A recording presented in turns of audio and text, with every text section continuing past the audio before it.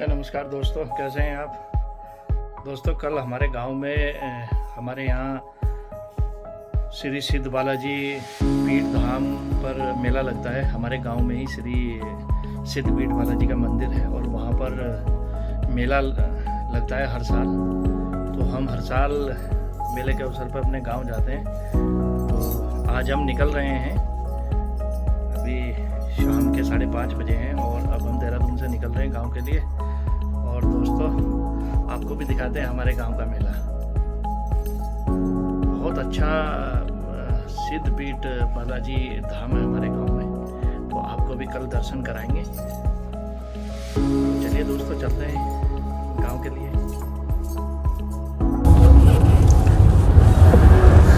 निकल गए हैं दोस्तों घर से गांव के लिए। देहरादून में ट्रैफिक की बुरी हालत है, इतना ट्रैफिक, सड़कें वही हैं और ट्रैफिक बहुत ज़्यादा हो गया है। डे पर डे इतनी स्कूटी, बाइक, कार, इलेक्ट्रिक वाहन बहुत निकल रहे हैं। पब्लिक बढ़ रही है लेकिन सड़कें जस्त तस्त हैं।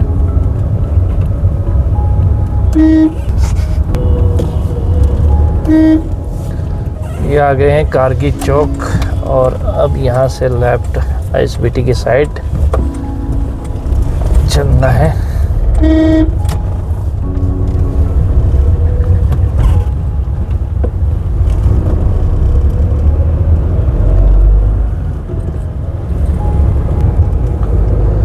देहरादून में हरिद्वार बाईपास रोड जितनी डेवलप हुई है इतना किसी ने सोचा नहीं था। सारे मेन शोरूम यहाँ पर आ गए हैं, गाड़ियों के शोरूम यहाँ पर हैं मेन, और उसी हिसाब से फिर भीड़ भी यहीं पर है। अभी अगर हम राजपुर रोड चले जाएं तो वो बिल्कुल खाली मिलेगा, मतलब इतनी भीड़ नहीं होती जितनी पहले वहाँ पे होती थी। Mall of Dehradun Haridwar bypass road पर है, सब कुछ यहीं पे मिल रहा है। तो फिर अच्छे कपड़ों के शोरूम यहाँ है, तो फिर वहाँ क्यों जाएगा कोई? अगर स्पेशली कोई काम है उधर का ही तभी जाता है, नहीं तो नहीं जाते। और यही कारण है कि यहाँ पर ट्रैफिक की स्थिति इतनी भयावह हो गई है। समझ नहीं आता, ये इतनी चौड़ी रोड है और फिर भी इस पर ट्रैफिक। अब ये समय ऐसा है, पीक पॉइंट है कि अब ट्रैफिक बढ़ता ही चला जाएगा और रात के 8 साढ़े 8 बजे तक बहुत भयंकर ट्रैफिक रहेगा, क्योंकि यही समय होता है आदमी ड्यूटी जा रखा है या अपने काम जा रखा है, तो वो अब वापसी आएगा अपने घर के लिए, तो जाहिर सी बात है तो रोड पे ट्रैफिक तो बढ़ेगा ही।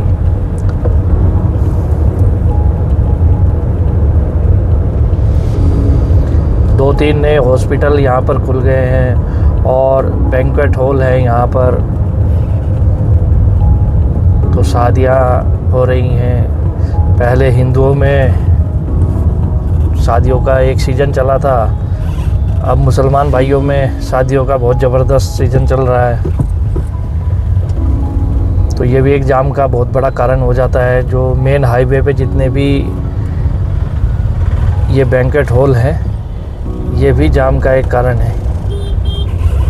लेकिन क्या करें, अब शादियाँ भी ज़रूरी हैं।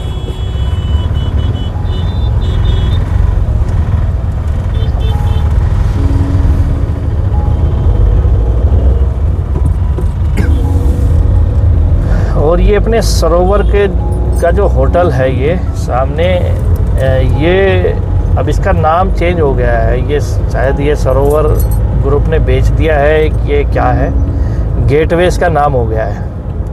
बहुत ही ये तो लग्जरी होटल है। 5 तो नहीं है, 4 स्टार की रैंकिंग में आते हैं ये, पर अच्छा होटल है।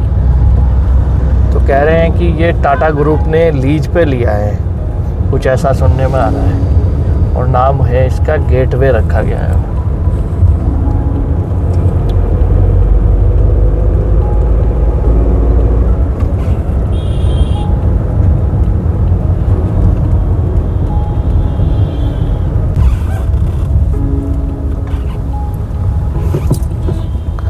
अब पहुंच गए हैं ISBT। हम तो यहाँ से सीधा ऊपर फ्लाईओवर से निकलेंगे। ये आ गया है जी जियो का पेट्रोल पंप।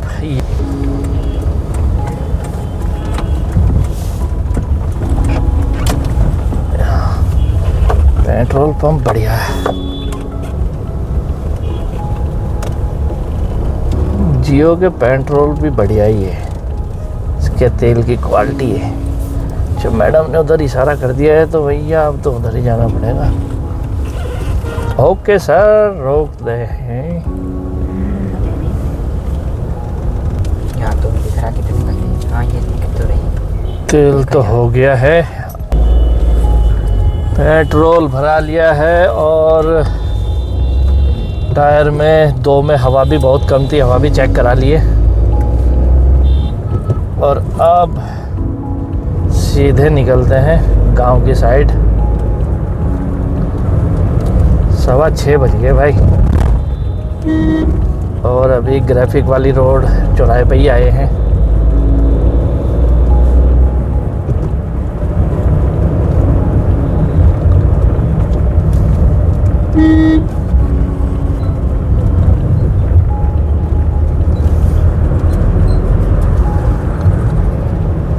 भैया कुछ दिनों से ना यहाँ मोब्बे वाले चौक पर बहुत से डंपर पलट रहे हैं, पता क्या कारण है।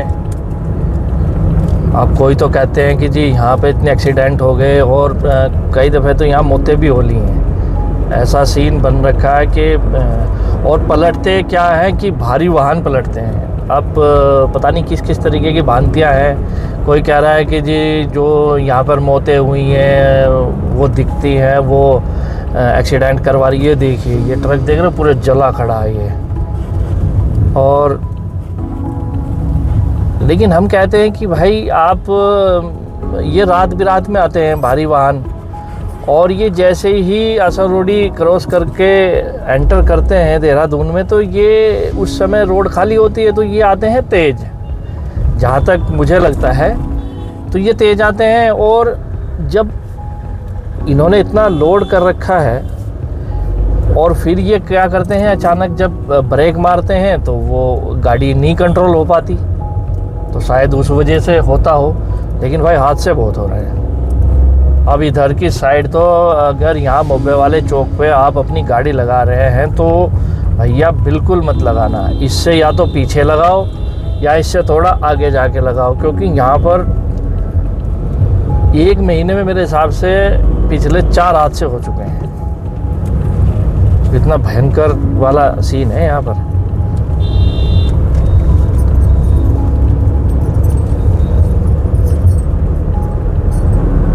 बस अब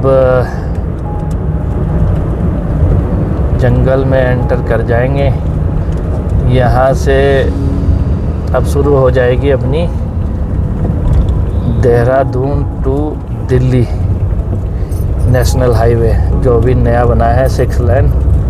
ये हम हाईवे पर चढ़ गए हैं।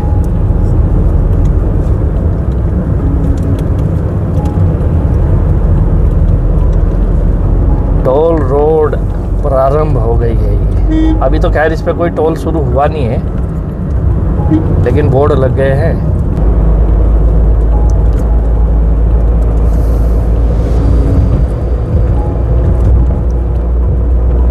जय माता दी।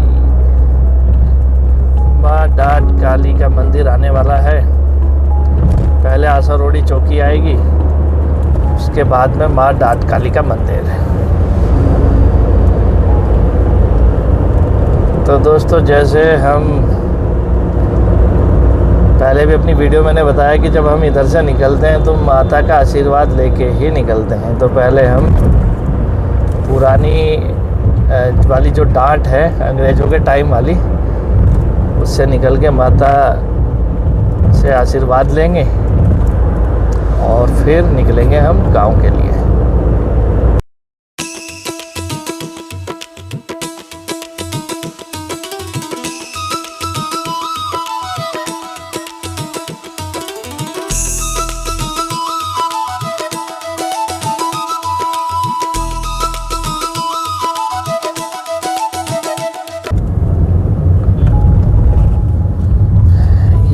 आसारोड़ी चौकी।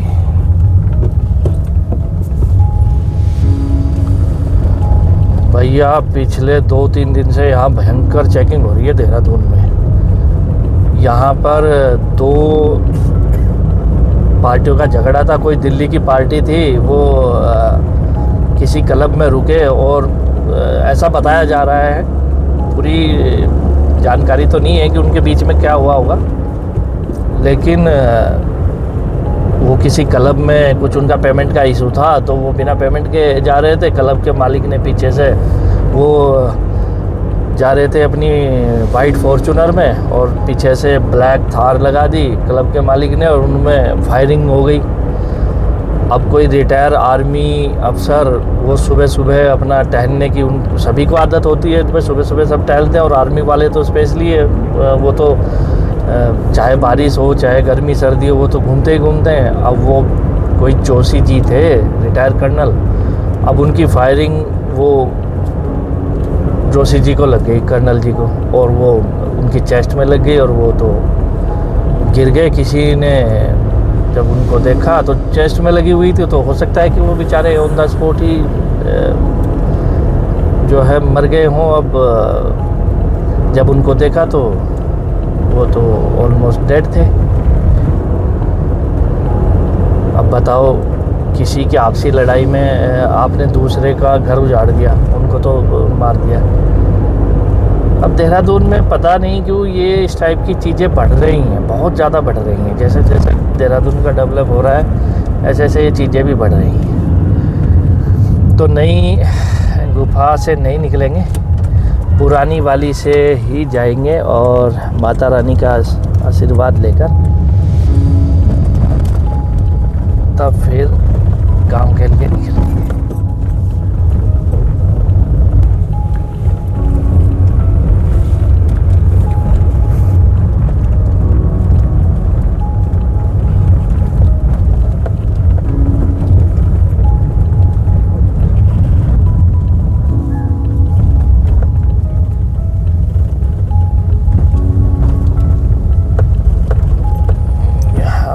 पुलिस आ रखी है,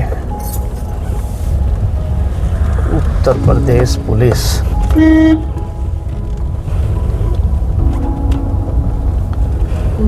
सीओ साहब की गाड़ी है।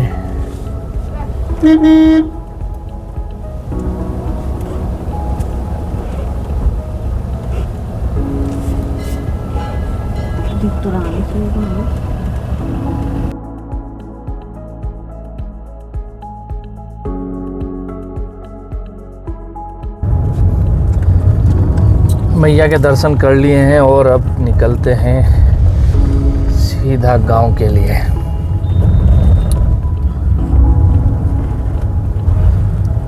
भाई इस रोड का बहुत फ़ायदा हुआ है। इधर इतना जाम होता था ना, पहले वाली रोड पे भयंकर वाला जाम होता था। यहाँ कभी कभी 3-3, 4-4 घंटे भी लग जाते थे। अगर कुछ हो गया, कुछ गाड़ी ख़राब हो गई या पलवा आ गया, कुछ भी किसी कारण से। और अब ये सीधा, अगर हम यहाँ से मोहन तक की बात करें, नीचे गणेशपुर गांव तक, तो मेरे हिसाब से ज़्यादा नहीं तो बस सिर्फ 15 ही मिनट लगते हैं। अभी हम आज वो करेंगे, पूरे 6:30 बज रहे हैं अभी देखते हैं गणेशपुर तक कितना समय लगेगा।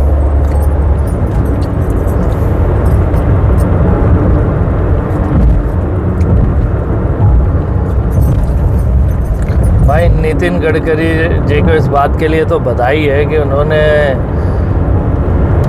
रोड की हालत ऐसी कर दी है भारत में कि आप कहीं भी चले जाओ, रोड आपको शानदार ही मिलने वाला है।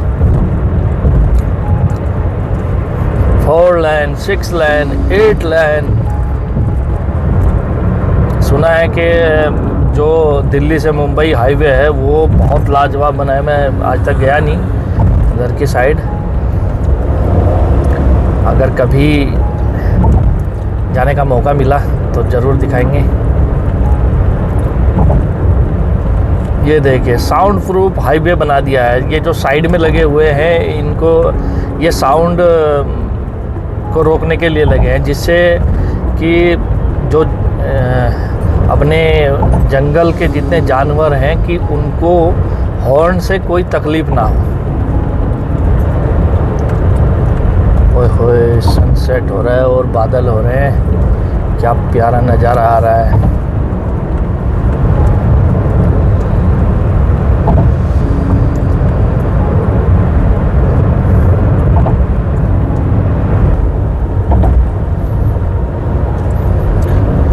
दोस्तों, मैं जब इस हाईवे पे आता हूँ तो देहरादून से मोहन की साइड, अब तो ये नीचे को ढलान है इसमें, तो मैं न्यूट्रल कर देता था गाड़ी को, और गाड़ी तो 80 न्यूट्रल करने के बाद भी चल रही है, आराम से चलती है। लेकिन मुझे एक प्रोफेशनल ड्राइवर थे एक दिन मेरे साथ में, उन्होंने मुझे बताया कि भैया कभी भी गाड़ी को न्यूट्रल करके ऐसे ढाल पे मत चलाओ। मैंने कहा क्यों भाई, यार तेल बचता है।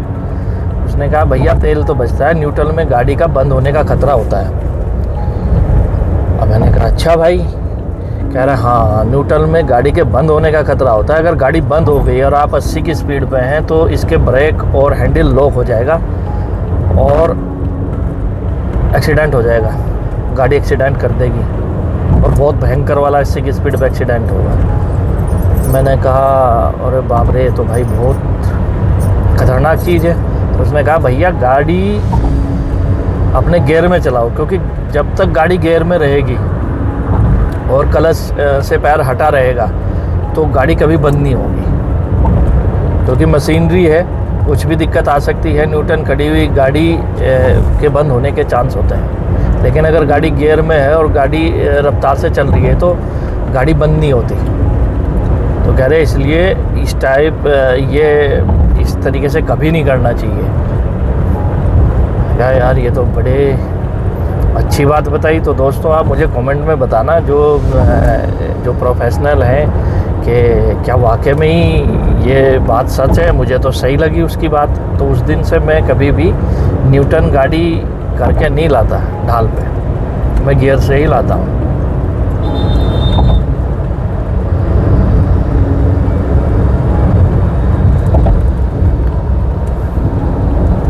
चार घंटे भी लगते थे अगर तो हो गए, और 1 घंटा तो अगर जाम नहीं है और आप बिल्कुल चले जा रहे हैं, कहीं रुके नहीं है, तब भी 1 घंटा तो लगता ही लगता था, क्योंकि वो इतने घूम और बहुत दिक्कत थी। और अब तो बिल्कुल सीधे। अच्छा ये इसमें ज़्यादा घूम भी नहीं है, ये भी इन्होंने फ्लाईओवर भी बिल्कुल सीधा सा कर दिया है। ये गणेशपुर गांव का ये देहरादून से आते हुए पहला टोल प्लाजा पड़ेगा। अभी तो चल नहीं रहा है, तैयारियां चल रही हैं इसकी, पर लग रहा है कि बहुत जल्द होने वाला है। अब तो मोदी जी भी सुनने में आया कि अब इसका उद्घाटन करेंगे, कोई डेट भी फिक्स हो गई है, अप्रैल की ही शायद तारीख है। हो सकता है कि मोदी जी यहाँ का सड़क का उद्घाटन भी करें, और मोदी जी सड़क के उद्घाटन भी करें और केदारनाथ भी जाएं, क्योंकि वो केदारनाथ के भी भक्त हैं।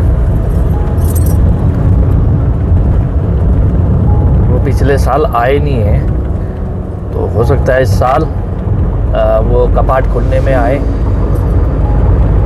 तो मुझे कोई बता रहा था कि सड़क का उद्घाटन करने आएंगे मोदी जी। मैंने कहा यार तो यहाँ आने की क्या ज़रूरत है, सड़क का उद्घाटन तो ये तो देहरादून से दिल्ली वाला हाईवे है, तो उद्घाटन तो दिल्ली भी हो सकता है इसका। वो कह रहे थे नहीं यहाँ से करेंगे, यहाँ आएंगे। और भी कुछ उनका होगा, कुछ प्रोग्राम, प्रोटोकॉल होगा, और भी कुछ उनका जो भी रहा होगा।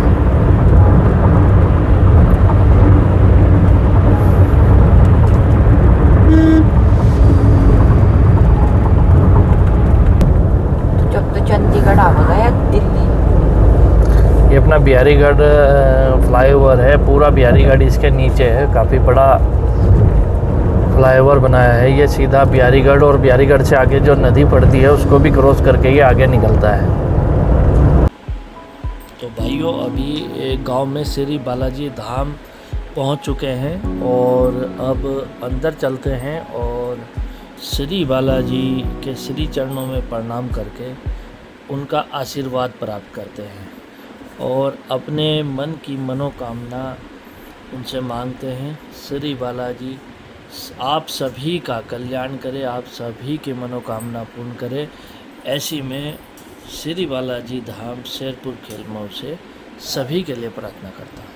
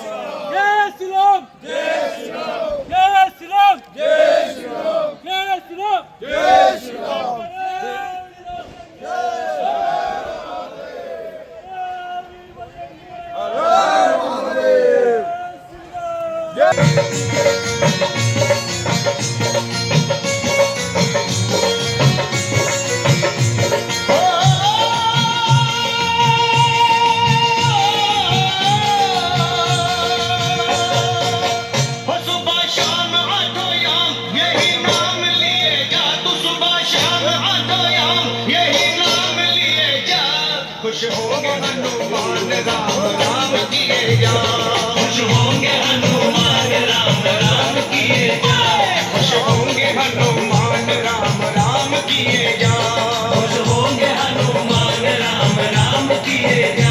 हो पॉपी लहरी म्यूजिकल ग्रुप आइए पहुंचेंगे दरबार में।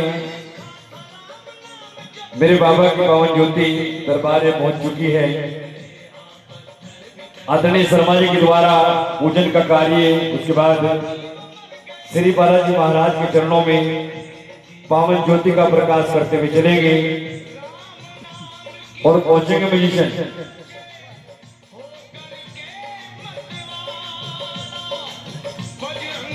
ये श्री बालाजी महाराज के चरणों में नगर खेड़े की आज्ञा से, श्री बालाजी महाराज की कृपा से, आप सबके सहयोग से हर वर्ष की भांति ये श्री बालाजी महाराज का बड़ा ही भव्य, बड़ा विशाल जागरण आरंभ होने जा रहा है। तो एक बार फिर निवेदन करूंगा, जो बाहर खड़े हैं पंडाल के,